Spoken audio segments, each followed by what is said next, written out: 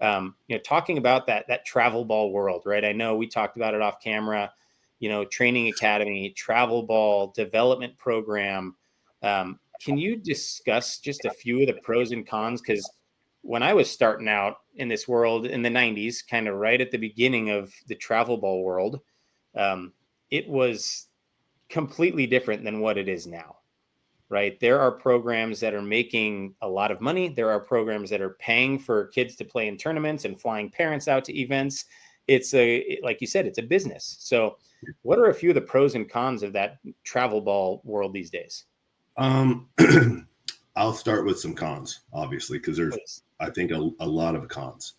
And this is probably a whole other debate topic that we can have. I would love to jump on and just talk about pros and cons. If your goal for your son or daughter is to play in college, before you play in college, you have to play in high school, in my opinion. Playing high school baseball, having varsity numbers is essential. Juniors, I'll talk about juniors and kids who are seniors or whatever. They'll go to these events with 0 varsity stats. I've been doing this for a long time, 14 years with the SoCal Birds. Before the Birds, we were Team Anderson. We were like one of the top programs in the world.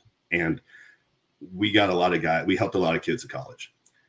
I've never helped a kid get to college who didn't play varsity baseball or have varsity baseball stats. Now you have your outliers who play for guys or whatever that don't play high school baseball because for whatever reason. I believe kids should be playing high school baseball and putting up numbers instead of spending thousands of dollars in the summer in hopes of getting recruited. But that's just the misinformation. They're not aware. Now I understand that, like, we'll take kids that don't play varsity baseball to grad year events. We do it to get them prepared for when it's going to get real. And that for me, that's a big con, is spending too much money chasing things every weekend when you don't have a resume, meaning like high school numbers.